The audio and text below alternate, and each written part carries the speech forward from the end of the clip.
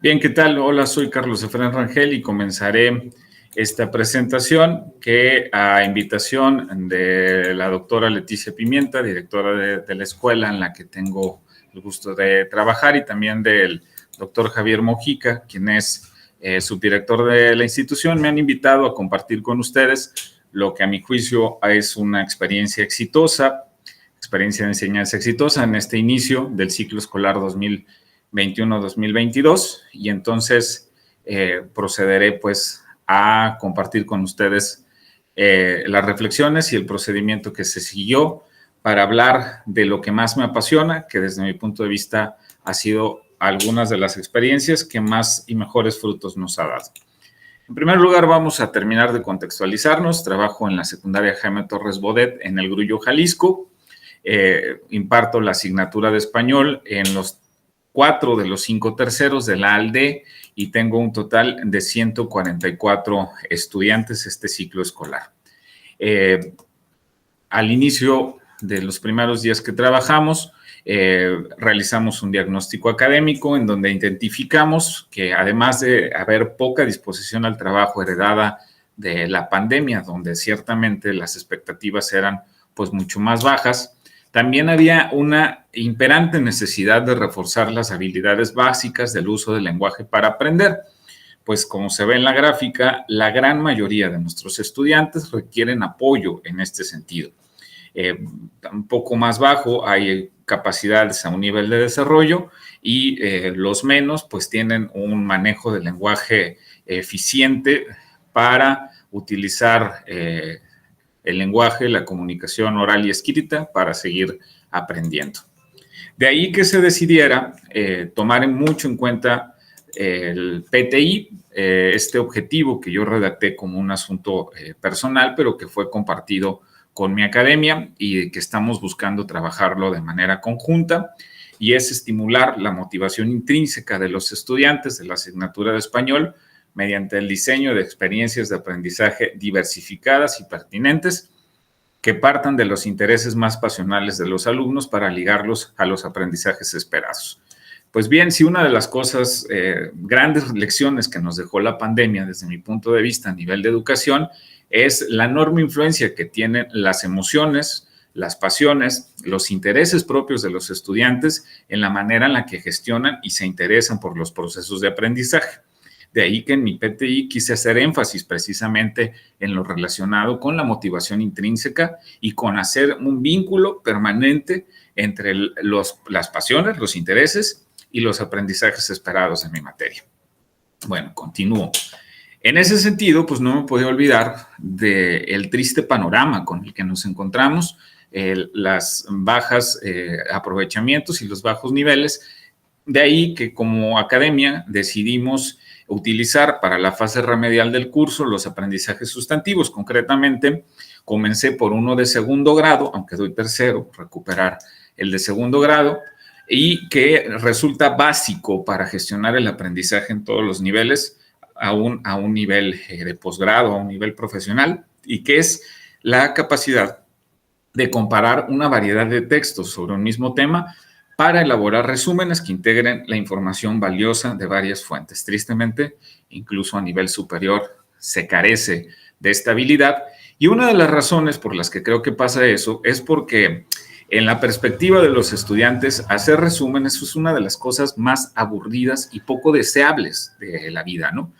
Nadie quiere hacer resúmenes, los hacen a la carrera, los hacen mal, y es un primer paso, no es el último ni el más importante, de ahí que esta presentación pues no es folclórica en ese sentido, retoma lo básico y de ahí pues la necesidad de hacerlo, del diagnóstico, para recuperar esta habilidad básica que sobre todo vislumbre una posibilidad de seguir aprendiendo a lo largo de nuestra vida y a lo largo del ciclo escolar. Bueno, ¿qué sigue en este sentido? Comencé este trabajo con los muchachos con una consigna muy clara. Debes de seguir aprendiendo de lo que sea que te guste y de lo que sea que te apasione. Hice un pacto con ellos que, siendo un adulto, ya a punto de entrar a edades peligrosas, no me iba a burlar si alguien me decía, soy gamer, me gustan los videojuegos, tengo aspiraciones de trabajar poniendo uñas, aspiro a ser músico, aspiro a ser futbolista, aspiro a ser criminólogo, aspiro a hacer una serie de cosas, creadores de contenido de Internet, que con mucha frecuencia los adultos tendemos a deslegitimar y que desde ahí se crea una barrera que no permite el acercamiento y el mensaje, ¿no? Les hice notar que, por ejemplo, una persona que pone uñas de manera frecuente tiene que estarse actualizando de los nuevos materiales, los nuevos insumos, nuevas técnicas, de tal manera que su pasión pueda seguir viviendo de ella y que consultar diversas fuentes, tutoriales de YouTube, instructivos de un nuevo producto, es sin duda una necesidad. Sobre todo les hice notar que había que aprender no para quedar bien con el profesor, sino para alimentar esa pasión de la que aspiraban a llegar. Que absolutamente nadie, por mucho que supiera de algún tema, lo sabía todo y que a lo largo de nuestra vida teníamos que seguir aprendiendo y que el resumen era una de las muchas posibilidades que tenemos para aprender. Bueno, ¿cómo se tradujo el procedimiento al cómo hacerlo? Digamos, este fue el para qué. ¿Para qué? Para seguir aprendiendo sobre aquello que más te apasiona, no tanto de una materia, no tanto de español, sino de aquello que más te apasiona. Bueno, ¿por qué hacerlo? Mejor dicho, antes que eso. Los principios pedagógicos del modelo 2017 establecen que hay que poner al estudiante como eje del centro del proceso educativo, que hay que tener en cuenta los conocimientos previos de los estudiantes, conocer los intereses y estimular la motivación intrínseca. 4 principios pedagógicos en esta acción que me parece que están sumamente claros, marcados y que fueron la guía y lo que robustecieron a nivel curricular mi acción. Y también a nivel teórico tomé mucho en cuenta esta idea que tengo muy clara de David Ausubel, que establece que, bueno, para enseñar una de las cosas más importantes, el factor dice que más influye, es averigua lo que el alumno ya sabe y enséñales en consecuencia. Trabajando con un enfoque de competencia, sabemos que el conocimiento no es únicamente a nivel conceptual, sino que también va a tener mucho que ver la parte actitudinal. Lo que quería sobre todo romper en esta experiencia era la parte actitudinal de que aprender era aburrido, de que aprender era una cosa de la escuela y no ligarlo con un asunto de la vida. Entonces averigüé precisamente cosas que ya sabían, cosas que les apasionaban, en un ratito les vamos a ver y a partir de ahí se generó la experiencia. Ok, ¿cómo le hice? El punto de partida para esta modalidad híbrida que trabajamos en las primeras semanas es un diseño instruccional, una serie de una guía por escrito en la que organizaba mi trabajo y la experiencia de los alumnos a través de diferentes pasos. Pasos que integran lo mismo instrucciones que los materiales y los insumos que los alumnos necesitaban. Pasos que lo mismo incluían ejercicios como el que está aquí de falso verdadero, de redacción, de lectura, pero que establecieran que las acciones no estaban desligadas y tampoco desarticuladas. Y también influían en el sentido de que cada actividad estaba muy anclada a la fase del proyecto en donde se desarrollaba. La fase de inicio, rescatamos y movilizamos saberes previos. La fase de desarrollo, encontramos con nueva información y practicamos algunas habilidades. Y la fase de cierre, pues elaboramos un producto final del que incluso en pantalla estamos viendo las orientaciones y los pasos y todo lo que había que seguir, ¿no? Bueno, esto se materializaba con algunos recursos virtuales para quien estaba de esa manera y también no solo para los que habían decidido quedarse completamente en casa, sino también para los que esa semana no les correspondería trabajar, ¿no? Les generaba una versión descargable en PDF que compartían los grupos de WhatsApp, parecida a la que aparece en la lámina anterior, pero también ponía la actividad en Classroom en donde había la posibilidad de acceder a otros recursos como tests interactivos, videos, nubes de palabras, presentaciones de PowerPoint que les hacía y en las que les explicaba con mayor detalle. Quisiera que viéramos con un poquito de mayor detenimiento algunos de estos recursos virtuales. Los separé nada más en 2, uno que yo no hice pero que sí tomé de esta página muy buena que es EducaPlay, en donde había ahí un test interactivo de lectura de comprensión y donde me siento muy orgulloso que los 5 mejores lugares que hay en ese test abierto y público internacional, pues son de mis estudiantes, lo cual me hace sentir muy bien. Y en cambio, este formulario de Google, que sí les diseñé yo, pues también incluía algunas serie de ejercicios sobre lectura, sobre redacción, sobre curaduría de textos, que los llevaban a hacer ejercicios para obtener información valiosa. Toda esta parte de desarrollo, incluso hubo pocas referencias a su pasión, pero ya había sembrado la duda en la fase de inicio y la desarrollamos luego en la fase de cierre. Hubo también, por supuesto, actividades presenciales, recursos presenciales como los que desarrollamos aquí en esta hoja, en donde se partía precisamente de quién eres, qué te gusta, hacia dónde vas, y ligado un poco a nivel de gamificación con el juego de la Lotería Nacional, que por ahí hubo una dinámica de relacionar tu personalidad y tu futuro con una carta de la lotería. Y también el uso de material más tradicional, como es el caso de los libros de texto, en donde utilizamos una lectura para hacer este ejercicio de positivo, negativo, interesante, y que lo desarrollaron en su propio libro. Bueno, estos son los recursos, pero creo que más allá de los recursos, lo más importante fue, insisto, la consigna. ¿Qué resultados hubo de ligar la pasión de aprende de lo que más te gusta, y para aprender vas a tener que pasar por toda esta serie de procesos que sí tenía el rigor de positivo, negativo, interesante, engordar una idea, redactar con mayor detalle, organizar por temas y subtemas? Esa parte fue igual de densa que cualquier otra, ¿no?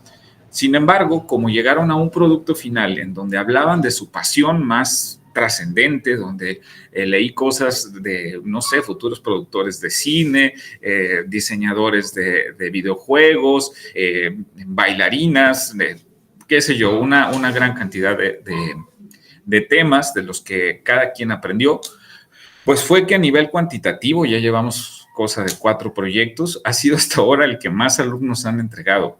Entonces, eso me da a entender que fue algo que les movió, que fue un reto realmente valioso. Por muy sencillo que haya sido hacer un resumen, alcanzó a movilizar algunas implicaciones que el asunto tenía. Y también a nivel cualitativo viví algo muy positivo, que fue la apropiación de estrategias de análisis de textos, como seguimos usando, si les resultó muy significativo el positivo, negativo, interesante, y también a nivel de expresión escrita el asunto de engordar ideas, que no es otra cosa más que describir con mayor detalle una situación. Bueno, ¿qué otros resultados hubo? No sé si sea el lugar apropiado para leerles un trabajo completo, ¿no? Pero quiero hacerles notar solo como un trabajo que es elegido lógicamente, pero que me parece, hay muchos como este, de escribir un párrafo, 2 párrafos, media cuartilla a regañadientes, terminaron escribiendo 3 cuartillas en computadora con redacciones, citas, ejemplos, positivo, negativo, interesante, extrayendo información, comparándola entre varias fuentes. Alguien que lo escribió en el cuaderno y que subió fotos, por ejemplo, que alcanzó a subir 4 y una página de ilustraciones.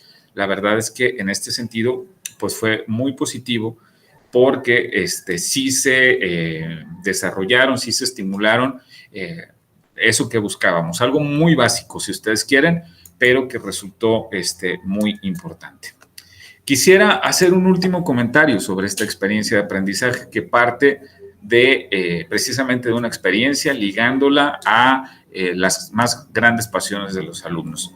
Guillermo del Toro es este cineasta mexicano que las nuevas generaciones tienen muy legitimado como una persona de quien se puede aprender mucho, le tienen mucho cariño, dice que huele hot cakes, y él le integra otra situación que he tratado de hacer énfasis en mis intervenciones, y dice él, que el instrumento de aprendizaje más, y no quiero decir la palabrota, pero es el más importante, el más fuerte, es el fracaso, pues te enseña los límites y te enseña a querer romperlos. Me encontré con chicos que le tenían miedo a equivocarse. Lo que más deseaban es que yo les aprobara algo, que yo les dijera si estaba bien o estaba mal, o hacer un límite de 3 rengloncitos porque ahí ya hice lo que usted me dijo que hiciera. Y en cambio, ligando a esta posibilidad de estar permanentemente reflexionando sobre en qué puedo mejorar, en qué me equivoqué, sin tenerle miedo y sin que yo les ponga una tacha en normas, sino estimularlo de, a ver, ya hiciste media cuartilla, haz otra más. Y si consultaste una fuente y eso aprendiste, pues es tu pasión, no lo hagas por quedar bien conmigo, queda bien con tu yo del futuro porque probablemente aprendas algo que ahorita no sabías. No tienes que quedar bien conmigo, tienes que quedar bien contigo y con tu pasión y con eso que a lo que tú te quieres dedicar el resto de tu vida y que te hace feliz, ¿no? Entonces, esa lógica de un poco en este asunto de trabajar más como por una especie de prototipos de trabajos que están permanentemente en revisión y en mejoría, con coevaluaciones y autoevaluaciones, me parece que es una de las mejores experiencias que hemos podido tener hasta ahora y que han derivado en un gran orgullo de mi parte.